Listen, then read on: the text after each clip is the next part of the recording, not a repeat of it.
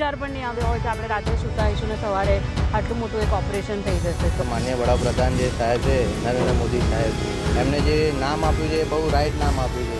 હિન્દુ પૂછીને માર્યા છે એ રીતે એ લોકોનું બી થવું જોઈએ. ऐसे ऑपरेशन होने ही चाहिए आतंकवाद को मिटाने के लिए. જય હિન્દ દર્શક મિત્રો, આજે છાતી ગર્વથી ગજ ગજ ફૂલી રહી છે. દરેક ભારતીયોની છાતી જ્યારે ગજ ગજ ફૂલતી હોય ત્યારે ઓપરેશન સિંદૂર પર વાત કરવાની છે.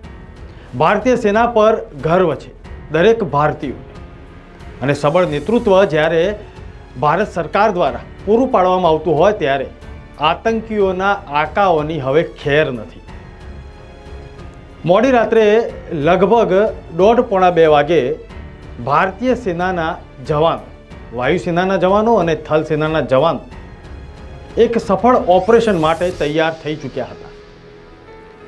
આતંકીઓના આકાઓના 9 જેટલા સ્થળો પર યમદૂત બનીને ભારતીય સેનાના જવાનો તૂટી પડ્યા હતા. લગભગ 25 મિનિટ સુધી ચાલેલું આ ઓપરેશન અને તેનું નામ ઓપરેશન સિંદૂર રાખવામાં આવ્યું હતું, અને આ નામ દેશના વડાપ્રધાન નરેન્દ્ર મોદીએ આપ્યું હતું. કારણ કે પહેલગામની ઘટના પછી 28 જેટલી બહેનો માતાઓના સિંદૂર ભૂસાયા હતા, અને આ સિંદૂરની કેટલી કિંમત છે તે સમજાવવાનો સમય આવી ચૂક્યો હતો. સતત મિટિંગોનો દોર છેલ્લા 15 દિવસથી ચાલી રહ્યો હતો. તૈયારીઓ પણ ચાલી રહી હતી અને એ દિવસ આખરે આવી ચૂક્યો હતો જ્યારે ભારતીય સેના પાકિસ્તાનના 9 જેટલા સ્થળો પર તૂટી પડી. ત્યારે દેશના નાગરિકો ઘોર નિંદ્રામાં હતા, પરંતુ દુશ્મન દેશ પાકિસ્તાન પણ નિંદ્રામાં હતો. એક તરફ દેશભરના અનેક રાજ્યોમાં ધોધમાર વરસાદ ખાબકી રહ્યો હતો, અને બીજી તરફ મિસાઇલો એક પછી એક આતંકીઓના ઠેકાણાઓ પર નષ્ટ કરવામાં વ્યસ્ત હતી. વહેલી સવારે જ્યારે આ સમાચાર વાયુ વેગે દેશ અને દુનિયામાં ફેલાયા ત્યારે જય હિન્દ કી સેના તેની સાથે આજે વહેલી સવાર થઈ ચૂકી હતી. આવો જોઈએ અમદાવાદીઓનો મિજાજ કેવો રહ્યો ઓપરેશન સિંદૂર પર, અને તેમનું શું કહેવું છે. મુંબઈ સમાચાર માટે મૈત્રી મકવાણાનો આ ખાસ રિપોર્ટ. આજે સવારથી ઉઠ્યા ત્યારથી જ સૌ કોઈ ઓપરેશન સિંદૂરના સમાચાર સાંભળી રહ્યા છે. અત્યાર સુધીમાં ઘણા લોકોએ ઓપરેશન સિંદૂર વિશે સાંભળ્યું હશે કે સવારથી કઈ રીતે હુમલો થયો. ગઈકાલે રાત્રે મોડી રાત્રે ભારતીય સેનાએ પાકિસ્તાનમાં ઘૂસીને આતંકવાદીઓનો ખાત્મો કર્યો અને કઈ રીતે આ સમગ્ર ઓપરેશન પાર પાડ્યું તેના વિશે સૌ કોઈને માહિતી હશે. ત્યારે આપણે અમદાવાદમાં સ્થાનિકો પાસેથી જાણીશું કે ઓપરેશન સિંદૂર વિશે તેઓ શું વિચારી રહ્યા છે, શું છે ઓપરેશન સિંદૂર, અને આ સમગ્ર ઓપરેશન વિશે તેઓ લોકો શું કહી રહ્યા છે. સવારથી તમે ઓપરેશન સિંદૂર વિશે સાંભળ્યું હશે, શું કહેશો ઓપરેશન સિંદૂર વિશે? બહુ જ પ્રાઉડ ફીલ કરતા હશે અત્યારે મારી જેમ બધા જ લોકો. કોઈને આવી અપેક્ષા નહીં હોય, બધા જ અત્યારે મોક ડ્રિલની, બ્લેકઆઉટની વગેરેની પ્રિપરેશનમાં અથવા વગેરે વિશે વિચારતા હશે. કોઈને આવો કોઈ વિચાર પણ નહીં આવ્યો હોય કે આપણે રાત્રે સૂતા આવીશું ને સવારે આટલું મોટું એક ઓપરેશન થઈ જશે. તો સારું લાગે છે, બધાને સારું લાગતું હશે, મને બી સારું લાગે છે. આજે સવારથી જ તમે સમાચાર સાંભળ્યા હશે કે પાકિસ્તાનમાં જઈને તેમના ઘરમાં ઘૂસીને આતંકવાદીઓને મારી દીધા છે. ભારતીય સેનાએ ઓપરેશન સિંદૂર પાર પાડ્યું છે.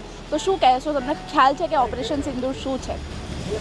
ઓપરેશન સિંદૂર જે છે એ આપણા જે ગુજરાત સરકાર કે આપણા જે માનનીય વડાપ્રધાન જે સાહેબ છે નરેન્દ્ર મોદી સાહેબ એમને જે નામ આપ્યું છે એ બહુ રાઈટ નામ આપ્યું છે કે જેના કારણથી આપણા જે 26 લોકોના મોત થયા હતા એનો બદલો છે.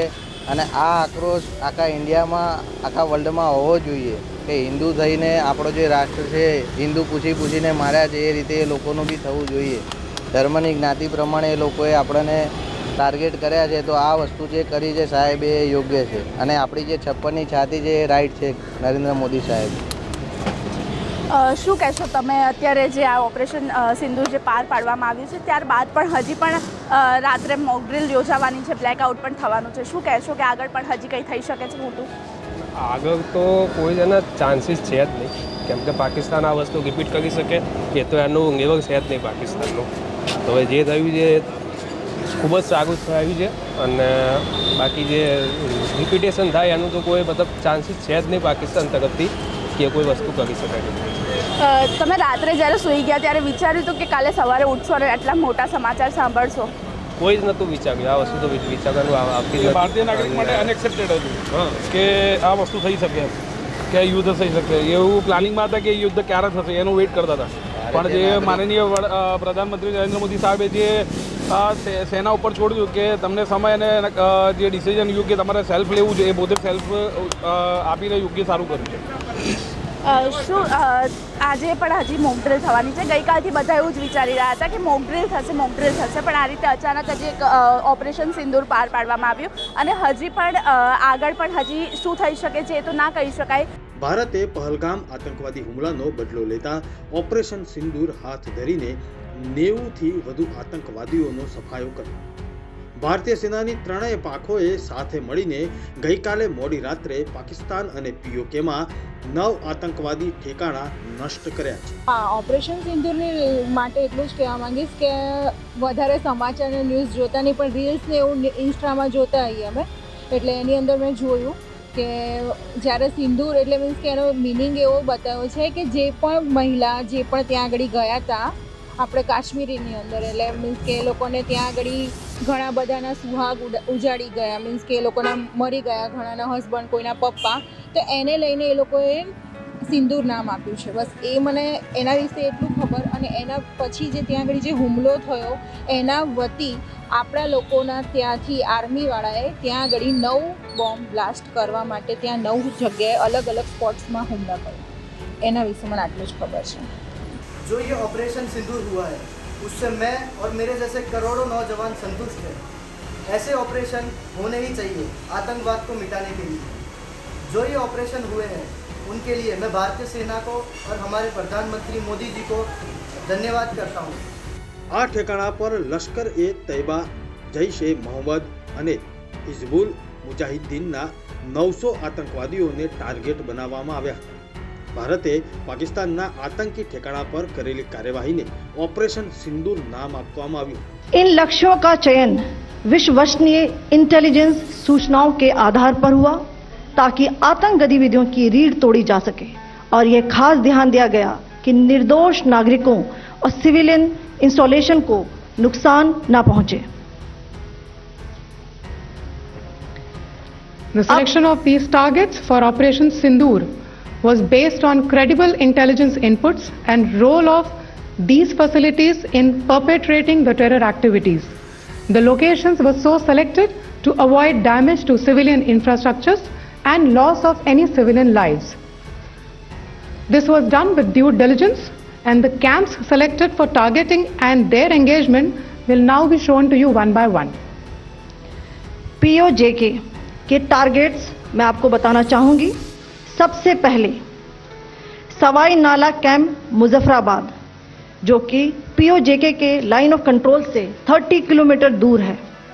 यह एक लश्कर-ए तौयबा का ट्रेनिंग सेंटर था.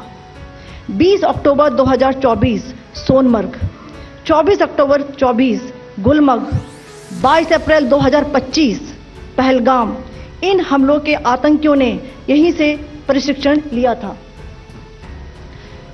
सैयदना बिलाल कैंप मुजफ्फराबाद, यह एक जैश ए मोहम्मद का स्टेजिंग एरिया है. यह हथियार, विस्फोटक और जंगल सर्वाइवल ट्रेनिंग का केंद्र भी था. गुलपुर कैंप कोटली, यह LOC से 30 किलोमीटर दूर था. लश्कर ए तौयबा का बेस था जो रजौरी, पुंछ में सक्रिय था. 20 अप्रैल 2023 को पुंछ में और 9 जून 2024 को तीर्थ यात्रियों के बस हमले में यहीं से आतंकी को ट्रेन किया गया था. પ્રેસ કોન્ફરન્સમાં સેનાએ જણાવ્યું હતું કે ભારતીય સેનાને ટાર્ગેટ વિશે વિશ્વસનીય માહિતી હતી, જેના આધારે ઓપરેશન લોન્ચ કર્યું હતું. આ ઓપરેશનમાં સામાન્ય નાગરિકને કોઈ જ નુકસાન ન થાય તેનું ખાસ ધ્યાન રાખવામાં આવ્યું. માત્ર આતંકવાદી સંગઠનોને જ ટાર્ગેટ બનાવવામાં આવે. ભારતે 7 મેના રોજ મોકડ્રીલ જાહેર કરીને મધ્યરાત્રિએ પાકિસ્તાનને સાયરનની ગૂંજ સંભળાવી છે અને સૂર્યોદયના દર્શન કરાવ્યા છે. જી હા, આજે હું વાત કરી રહી છું ઓપરેશન સિંદૂર. શું છે ઓપરેશન સિંદૂર? પહેલગામમાં હુમલો થયો હતો તેના જડબાતોડ જવાબમાં ભારતીય સશસ્ત્ર દળોએ પાકિસ્તાન અને પાકિસ્તાન અધિકૃત આતંકવાદી સંગઠનોના કેમ્પ પર નાશ કર્યો છે અને કેમ્પ પર હુમલો કર્યો છે. મિસાઇલ અને ડ્રોનનો ઉપયોગ કરીને 9 કેમ્પોનો ટાર્ગેટ બનાવાયો હતો અને તેમના પર હુમલો કરાયો છે. રાતના 3 કલાક અને 3 મિનિટે શહેબાઝ શરીફ, પાકિસ્તાનના પ્રાઇમ મિનિસ્ટર, તેમણે પહેલું નિવેદન આપ્યું હતું અને તેમણે ભારતને ચાલાક દુશ્મન ગણાવ્યું હતું. India has launched Operation Sindoor and it says that justice is served. जय हिंद, जय भारत. कल ऑपरेशन सिंदूर जो लॉन्च हुआ और सक्सेसफुली हुआ, उसके लिए मैं मेरे दिल से सबको बधाई और संतुष्टि व्यक्त करना चाहता हूँ.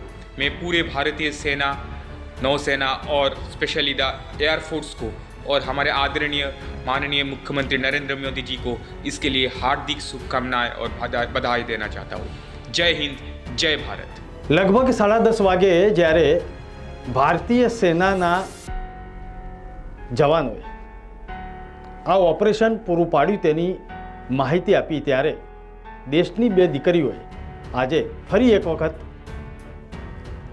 જે દેશનું ગૌરવ છે તેને પ્રસ્થાપિત કર્યું અને છાતી ફરીથી ગજગજ ફૂલી, કારણ કે દેશની દીકરીઓએ સંપૂર્ણ માહિતી ઓપરેશન સિંદૂરની આપી હતી. પૂર્વ સેનાના અધ્યક્ષ તેમણે તો ટ્વીટ પર પોસ્ટ કરીને એટલું જ લખ્યું છે કે આ તો ટ્રેલર હતું, પિક્ચર અભી બાકી હૈ. જોઈશું આવનારા દિવસોમાં કેવા પરિણામો આવે છે અને દુશ્મન દેશને ખોખરું કરવામાં ભારતીય સેના કેવા પગલાં ઉઠે છે. જોતા રહેજો મુંબઈ સમાચાર. નમસ્કાર.